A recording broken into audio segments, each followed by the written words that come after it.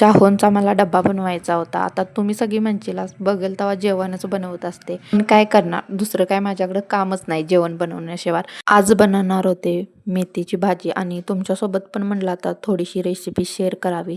नक्की पहा शेवटपातर व्हिडिओ. गॅसवर मी कढई ठेवली होती गरम करण्यासाठी. गरम झाल्यानंतर 2 पळी मी त्याच्यामध्ये तेल टाकलं होतं. एक मिरची टाकली होती. जास्त तिखट असल्यामुळे एकच टाकली होती. जर तुम्हाला जास्त तिखट आवडत असेल तर तुम्ही 2 टाकू शकता.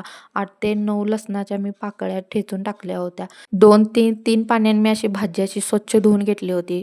पूर्ण पाणी वगैरे निथळून काढलं होतं त्याच्यामधलं. लसूण वगैरे भाजून झाल्यानंतर भाजी टाकली होती. त्यानंतर चवीनुसार मीठ घातलं होतं. शेंगदाण्याचा कूट टाकला होता.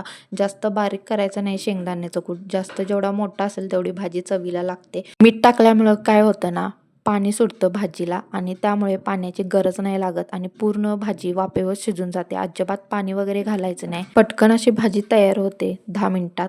भाजी वगैरे बनवून झाल्यानंतर चपात्या करण्यासाठी घेतल्या होत्या.